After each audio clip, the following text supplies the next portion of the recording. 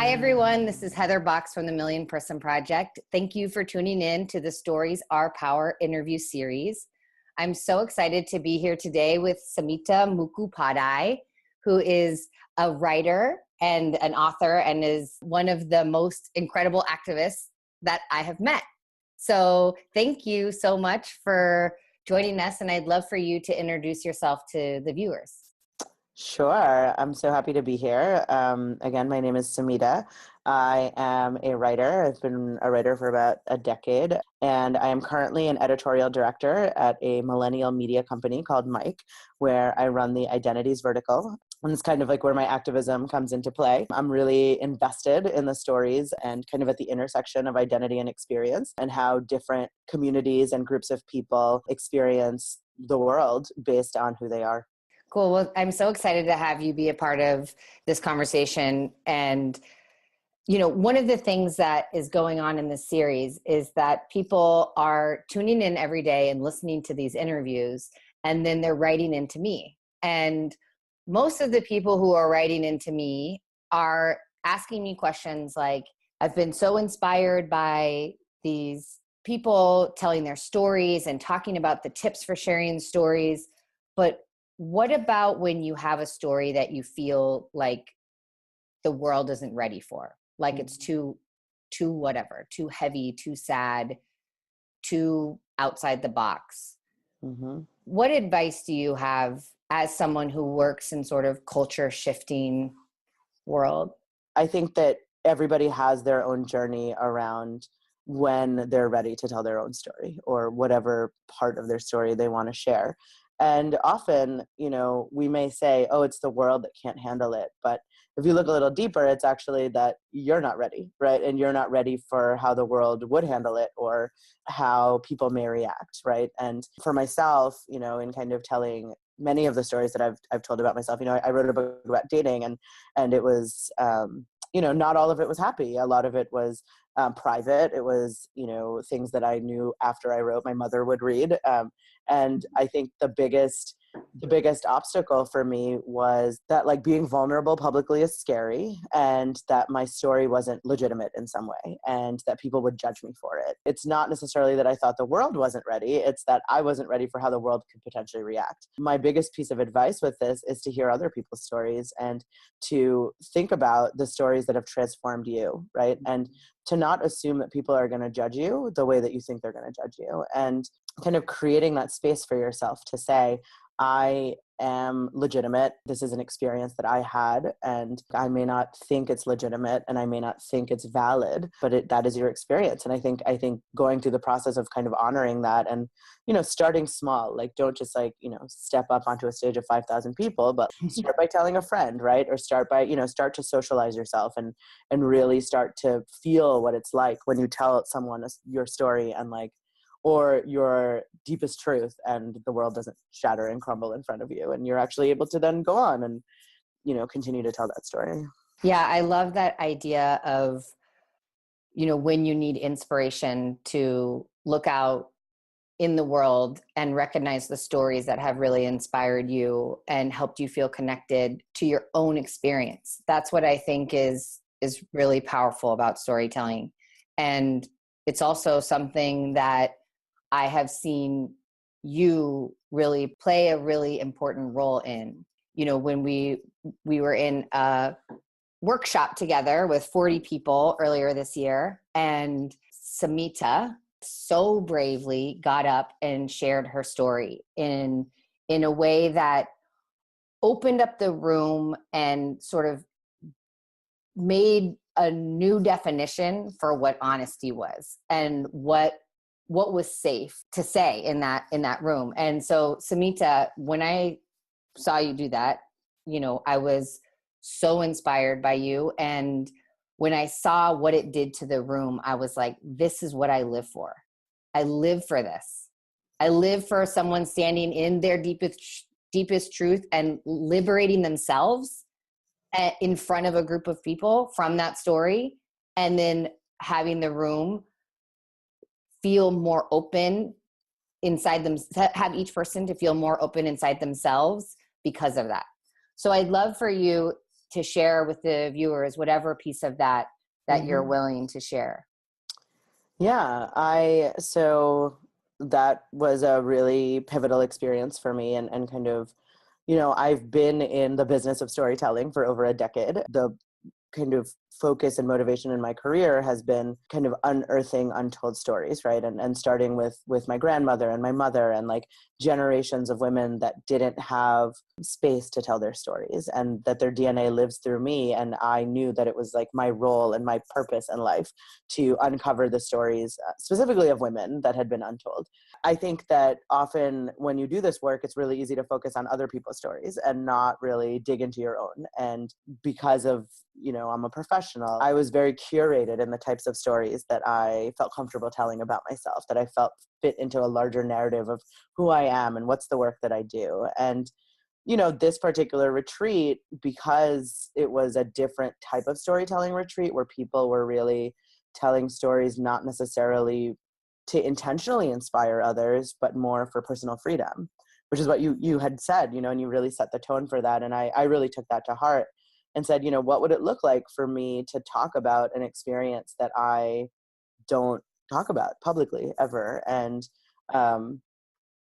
it was really hard. Like, I think I first had to sit with it and really run through in my head what it would look like, right? And really go through the motions in my head. For the viewers, this story was a story about a time that I was sexually assaulted about 7 or 8 years ago, and not a story that I have ever really talked about. Maybe here and there with friends, but not really in a way that actually would have liberated me from what I had been holding for a long time, which was that I didn't think it was a legitimate story. I didn't really totally believe that I had the right to be upset about it. I really let a little light shine on it and see what it looked like to speak it, and without judgment, and mainly without judgment to myself. It was a transformative moment for me because I stood up in front of 40 people eventually and shared the experience, kind of not exactly start to finish, but at least the parts that mattered and the parts that hurt the most, or the parts that I felt the most ashamed about, which were that maybe on some level I had deserved it, or that I had, set up a set of circumstances that allowed it to happen, that I wasn't able to stop it from happening, and a lot of deep shame that I had felt in the story that I had internalized about what had happened.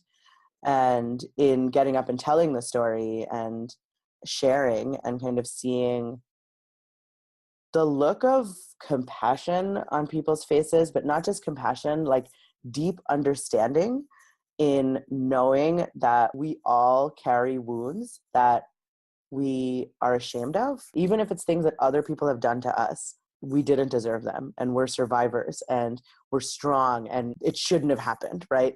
And of course, people would have sympathy for us, even in those moments, that we could still sit in that truth and fundamentally believe that we deserved it, or that someone would judge us, or that we would be ashamed for it. And just the practice of telling the story in front of a group of people and seeing the opening that created, not a closing off, not a judgment, but an opening, was one of the most transformative experiences to date for me as somebody who's kind of done this work for so long. And it allowed me to also realize that there is power in vulnerability, even when you're a leader, and even when you're, an expert in this work. And for me, that's like, I'm an expert in gender, right? I have supported women in telling their rape stories for years, right?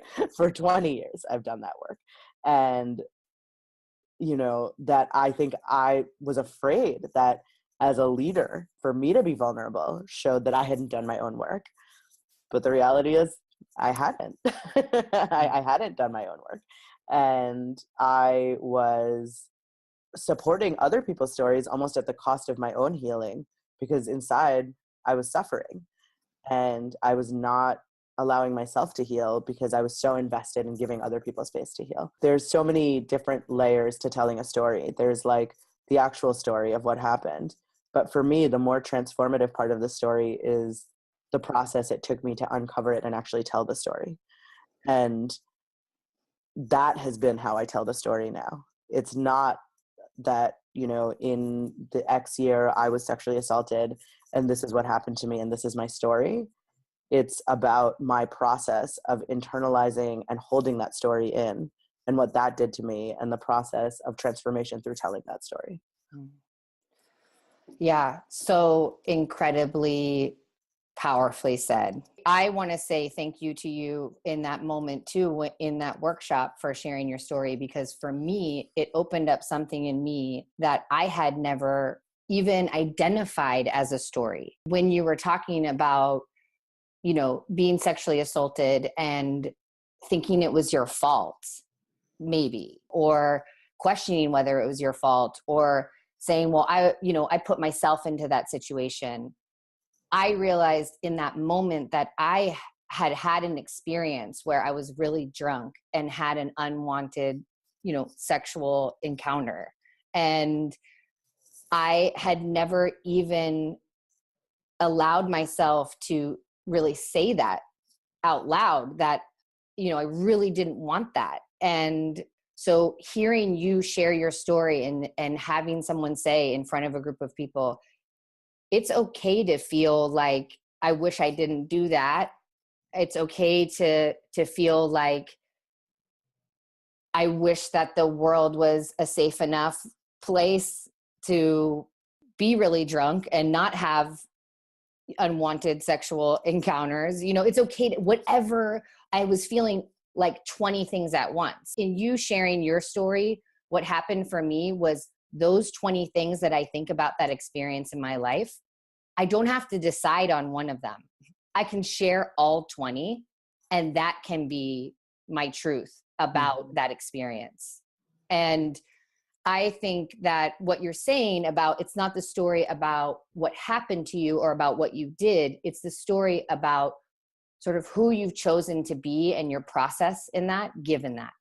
Mm-hmm. And so I just, you know, I want to say thank you to you for that on a recording, even though I already have told you in person. And I also would love to hear, in your work, what has been your process of supporting other people? How do you support someone in telling their story? I've grappled with this question a little bit more kind of directly since this experience. And, you know, I haven't even told you this yet, actually, but since this happened, in the last 2 months, I've done 2 heavily reported pieces on sexual assault, and both have involved interviewing survivors. One of the biggest takeaways for me has been creating a space where even the way that we ask questions can often put judgments on a situation that we don't even realize we're putting there, right? And so when you ask a survivor about his or her story, it's really creating a platform and a space and an opening for them to just tell the story without asking questions that put judgment on it, right? Like, you know, never question the validity of the story, never question, well, certain details said this, but like this doesn't add up, but literally just let them talk open-ended and allow them to come to any conclusions or uncover anything that they need to share with you. It's a different process than just telling a story. As a journalist, I am, you know, also fact checking and I'm, you know, corroborating. There are like ethical standards that we kind of have to honor, but sexual assault itself is vastly underreported, right? Something like 86 to 87% of women that have been sexually assaulted don't ever tell anybody. And then even understanding those statistics, you have, you know, 1 in 4 women have said that they have had some encounter with, you know, unwanted sexual contact. So you're talking about an epidemic that's not even, it's normal. Like, it's not even like, it's not even like we all know someone who's been sexually assaulted. These are our friends, our family, and knowing that we probably know someone who has sexually assaulted someone. And so these are like deep wounds that we carry. These are stories that we hold that we don't talk about, and we don't have the space to talk about them that's judgment free. And I say this both on the side of the survivor, which obviously, like, I'm invested in telling survivors' stories, because I think the only way we're going to change a culture where rape is normal is for people to actually hear the impact of sexual assault on our everyday lives, what it does to us, what it does for depression rates, suicide, what it does in our marriages, what it does in our relationships with our families, right? Like, unless we tell these stories, no one's going to know that this is actually the impact of this epidemic. But I also think that there's space to hear from perpetrators. There is space to hear from the conditions that create rapists, that produce rapists. And I do think one of the only ways to hear those stories and to support them is to create judgment-free environments. I'm not saying it's easy work, and I don't necessarily have to do that particular piece of the work, but I do think that a big piece of this is letting someone talk and tell their version of it in a way unmediated by ourselves or by cultural expectations or what we think happened. This is something that I see in our storytelling work a lot is this idea that there is a victim and a perpetrator, and that is so complicated that makes sense when you're looking outside of yourself. But when you are one or the other, the victim or the perpetrator, sometimes it gets so much more complicated. When we do this work with people who have committed crimes and are in prison for life for them, they tell a story that is both a victim story and a perpetrator story. Right. And I am so interested in what are the stories without these labels? What gives you the space to allow the nuances of your life experience to be, and to be witnessed and to be seen? And I think what you're saying is this non-judgmental space is key to that. And, you know, we've worked with 1,382 people from 65 different countries, and we rarely hear stories of someone who is the perpetrator. You know, it's very uncommon. And when you hear the statistics of rape and things like that, I know in the room there are people who have been the perpetrators of rape, and the space isn't quite safe enough to always have that story come forth. And our society isn't quite ready to receive those stories in a lot of parts of it. How do you think that we can and or are shifting culture towards a more non-judgmental space where people can just be them? You know, I think that in the instance of sexual assault, you know, we are moving towards a culture where you have different types of programs and you have different types of work being done by activists that's really trying to shift this kind of like historical model of assuming that like all men are rapists and all women are victims of rape, right? And I think that in that particular space, the more that we're talking about, you know, how can men stop other men from raping, right? You know, my perpetrator, I don't think he knows that was rape for me. Like, I don't think he knows. And I think that may be how he thinks that's normal sexual behavior. That's also something that, because we don't have like healthy sex education, you know, and we don't talk about consent from an early age, and because we have such, you know, and again, I really think this stuff is changing, but we have fairly traditional views on women's sexuality that like you hold, you know, your virginity is something you hold on to and someone takes it away from you, right? I mean, even the way that we talk about sex, you know, perpetuates rape culture in some capacities. And just to clarify, not to use an overly academic term, but rape culture goes beyond people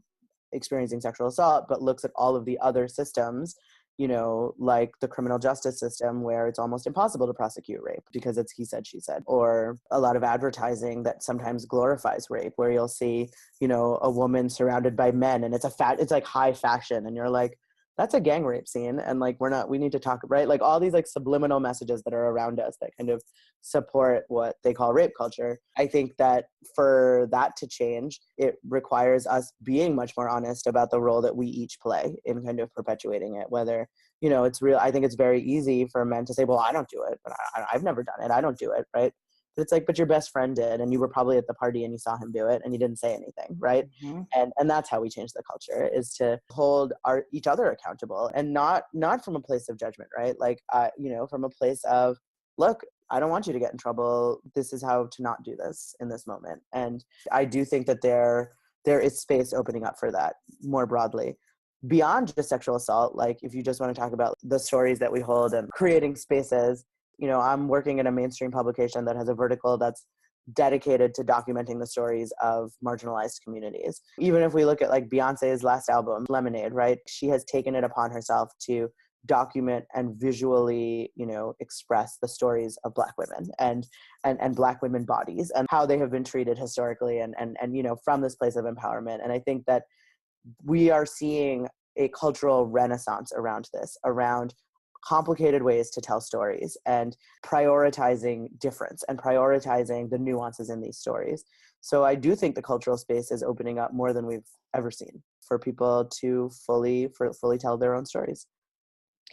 Yeah, and it's so exciting to me to watch that happen and to be a part of it, because in the grand scheme of things, the pathway to change is relatively easy. It's emotionally very difficult, and it can be, dangerous, and there's a lot of complications, but it's not like trying to elect someone to be the president of the United States. Like, one voice can make a huge difference, and then that can inspire this, and then all of a sudden it shifts. Mm-hmm. And there becomes a momentum, and then there becomes a total cultural shift. And that is what is so exciting to me to see. In closing, I would love to hear, what is your biggest inspiration to do this work? I guess it's two things. The first is that knowing my history and knowing that my mother and my grandmother and my great-grandmother all lived in a time when they were not allowed to realize themselves and tell their own stories, and the way they carried those stories and never had the space to tell them. And so that is like what motivates and inspires my career and my life. But the second is the transformation I've seen in other people from creating space for myself or others to tell their stories. My work hasn't been focused as much on sexual assault as just experiences with racism, experiences with sexism in the family, experiences with being the only South Asian woman in Idaho and not knowing that like you can have a voice and you can, kind of like you're experiencing certain things that have to do with who you are and the space that you're living in. And there is nothing I have seen more powerful than one person sharing their story and the impact that has on others. And that alone motivates all of the work that I do. Well, thank you so much for joining the conversation. And before we sign off, I'd love for you to let the viewers know, how can they follow what you're up to? Mm-hmm. So you can follow me on Twitter at the Samhita. And then you can see the work that we do at mic.com. And again, I run the identities vertical, but all of our work is deeply focused on the voices of the unheard. It's very much the mission of this organization. And so, yeah, those are the places you can find me. Cool. Well, thank you so much, and see you tomorrow. Thanks.